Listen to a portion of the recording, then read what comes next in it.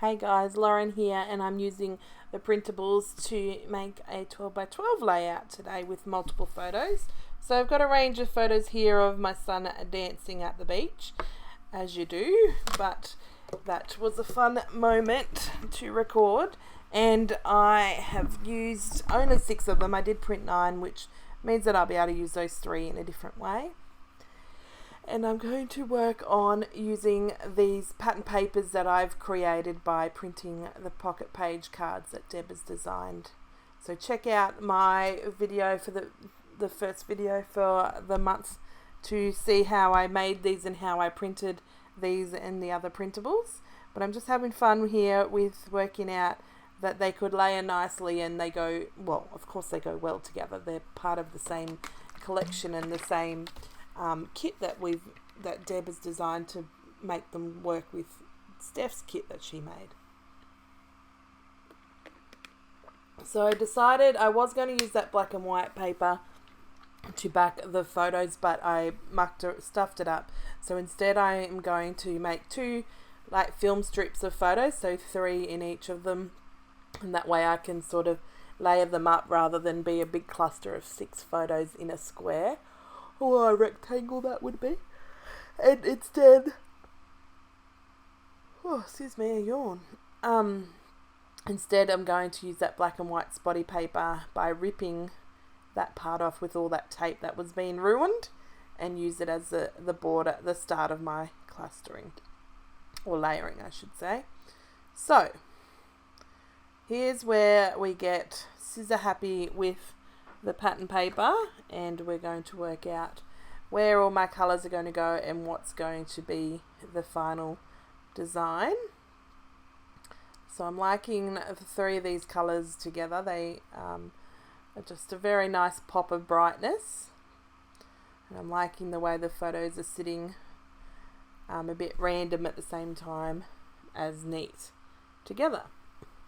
So let's work on cutting them down and ripping some edges to get this happening. So I'm going to first rip the yellow one straight down the middle, and I was going to add it just a bit bigger top and bottom than this black and white, but as I'm creating and layering I realize it's better to have it just one edge, so I'm going to cut it down a little bit more, make it thinner and then shorter as well, so that it nestles in nicely. That's just randomness. It's just having a fun and having a play and going with the flow and being brave, I guess, to cut. For some people that's the way you be brave with pattern paper, especially when you've got a full sheet of it. So I'm liking the way that it sits and layers up, and I'm just going to add some marks under the blue, on the blue underneath the pink here, for where I can cut, so I can keep some of that blue for later projects, and that will mean I have a fair bit of that colour, even though it's so easy to go and print some more on my printer. So that's really fun. I'm thinking of moving it to the left there, and that way I have that strip of white on the right to add like some thickers as a title, but I decided I didn't like it on the on the right, because of the way the photos were sitting. It worked much better on the left. So I'm going to commit to my layering. I'm going to stick down the blue one using some double-sided tape, and then I'm going to use my tiny attacher to attach the 3 top layers before sticking down that set of layering papers onto the blue section. I do have the thought of using thickers to write my title up the side, but basically it was getting late at night and I really didn't want to get up and go and find some thickers that would match and be the right size, and I really didn't know what I'm going to call this layer, like what I would write using thickers, and basically I didn't go and find them, so I instead don't worry about the thickers and use the ripped yellow edge to add more paper layers to that, rather than keeping it as one whole white strip down the edge of the layout. So here I am kind of attaching it up, so that way I don't have to muck around with sticky tape on all three of the layers. I can just sticky tape the back of the layer, the back of the pink, and all of it's going to be stuck down. It's a very good way to... The stapler is a good feature, but also is a good background tool in terms of things like this, where you can stick things down and then it's covered up, so you are none the wiser that there is a staple underneath. So, as per usual, my layers go back a different way than what I had planned at the beginning, but that's okay. We all get there in the end, or even get in a different spot in the end, because sometimes it changes. I'm just going to add the film strip of photos down onto the top. I don't add, normally I would probably think about adding one of them up on fun foam to stand out more, but they're really the same they're the same thing. They're all dancing. It's not like one is black and white and one's colour, and then you would make one stand out a bit more, or there's no need for me. I think it goes really well to just have it flat together and make them both a feature. That was riveting TV, where you couldn't see anything because I was putting double-sided tape down.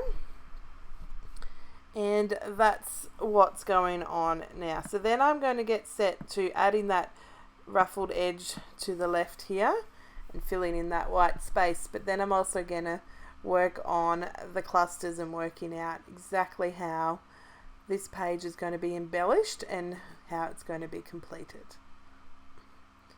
So just sticking that down. I do fight with a little, so I cut it out and we come back and it's all stuck down, because I did put glue right to the edge of that blue paper rather than leaving it in the middle, which is often what I do so that I can layer underneath. So I'm going to pull out these three labels and I'm going to fussy cut them each and work on them, but I end up only using 2 of them. Now, if you watch my printable video or you've watched anything previously before, you know that I quickly just roughly cut them and sort them, my embellishments and pieces, Project Life cards, and all those kind of fun things that we get in the exclusive printables. And then that way I can, when I'm creating, just give it a couple seconds to just quickly cut it, and I can decide whether I want to have a white border or have no border for that piece. They are a totally different look, and sometimes I want one or the other for the whole layout, and other times I want a little bit of difference, and sometimes it depends on what the actual embellishment is as to how I cut it out. So whereas I am sure there is lots of you who already know that you have a preference for one or the other and would cut all your pieces while you're watching TV or sat in your craft room, because that is what works for yourself. And that is the beauty of scrapbooking, working out your own preferences and style and choices so that you can make it work quicker and easier for yourself. So I'm just having a look at the little box of words that we've got in the exclusive printables and pulling out a few that work really well. I am then also going to cut some of these flowers and these leaves and add them down the bottom. Actually, I don't use the flowers. I just use the leaves and those berry fronds, I guess, or berry sprigs. Is that the word? Anyway, I use them. Oh, they might even be flowers, but I think they're berries. These things here that I'm cutting right now. And I'm just going to add these in 2 little sections for each of my clusters. I'm going to have a cluster at the top and a cluster down the bottom. I now realize that I don't actually have a title. I guess there's so many words on there that you could pick anything and have it but as the title, but I didn't purposely add something as its own title or make it stand out more. And there's a couple of layouts that I did this month like that, which is a little bit interesting, a bit different. Now, if you're a subscriber of the Kitaholic Kits, then you know about these printables, and if you're not, then it's your lucky day where you can find out about the perks of being a subscriber. So you can see how you get these exclusive printables and how they work together. You can check out the videos where I share how I've printed the printables and what the printables look like. And you also get exclusive cut files And we also get exclusive videos from all our design team members throughout the month, and we get we have live streams and all kinds of fun questions and conversations and sharing of how we use the kit all over on the subscriber only Facebook group for Kitaholics. We also then have the Kitaholics community group as well, where things that are not so exclusive for subbies are shared as well. So definitely come and check us out on that social media platform, because there's a lot on offer, but also as part of a subscriber, you don't want to miss out on those exclusive cut files and printables, which, you know, add to your kit each month and rounds out what you're using and how you use it. So I didn't like this edge here, so I'm going to add this tiny word here. I really didn't like the straight edge of that yellow. It just was popping out and jarring in my mind. And I'm going to stick these clusters down. I fast forward all the little playing and the fussy cutting a fair bit so that I could show you how they came together as I stuck.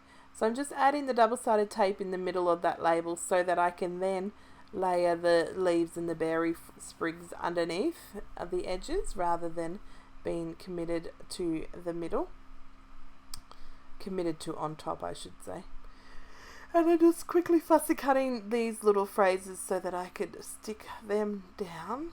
So I'm using double-sided tape for those ones, and then I use the wet glue for the leaves and the berries so that I could just quickly stick them underneath. And it just would have been so much of a hassle to try and figure out how to put double-sided tape on those ends of those leaves. That would just fairly impossible. So I'm going to add 2 clusters on each of the label, two clusters of leaves and berries to the edge of those label clusters, one at the top, one at the bottom, and I'm just going to put opposite so that orange and the pink berries are not both on the left and not both on the right, but one left, one right. And that's just me talking to myself about symmetry. It's not because it's, you know, one way looks much better over the other than in my own brain. So then I turn it around so I can work on the cluster up the top without leaning over my table, which would have been fine because that's not in the screen anyway. So I don't know if you noticed that blue piece that is in my left hand at the moment. That was a tag, and I cut off the end because it was sticking out and wasn't what I wanted. But I liked having something else in back behind this label as a part of the cluster. Mind you, it takes me a little bit to get it in the right spot once it has double-sided tape on it, but I get there in the end.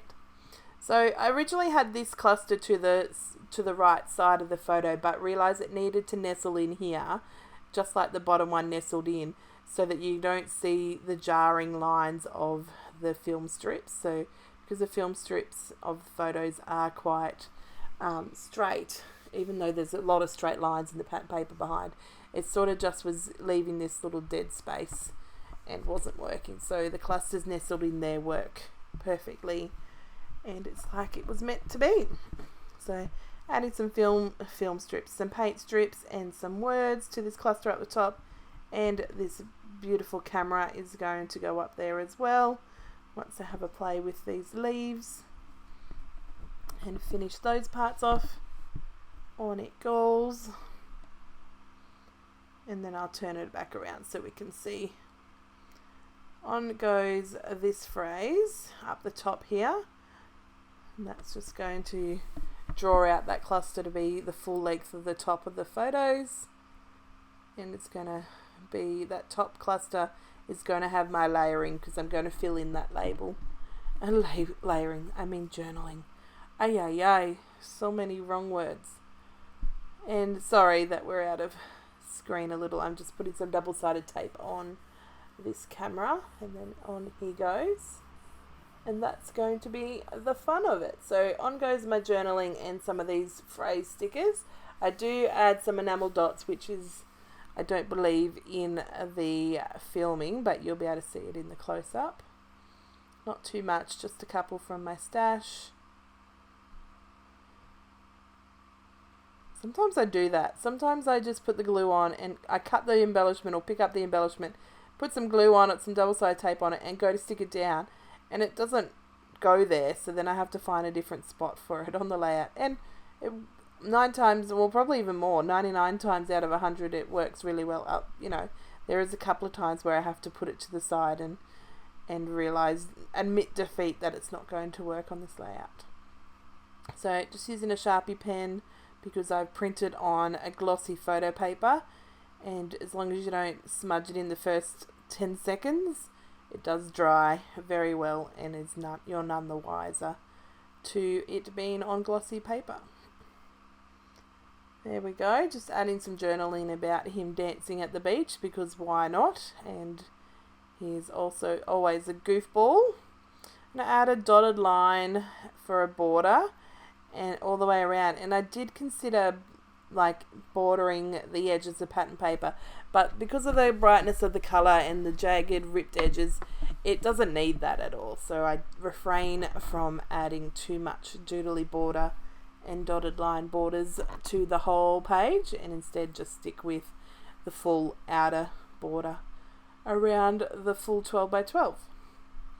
So not much more to it. I'm just going to add some enamel dots, and then we're going to go in to the close-ups. So hopefully you've been inspired to get your printables off your computer and into your little hands, ready to add to your kit and create with.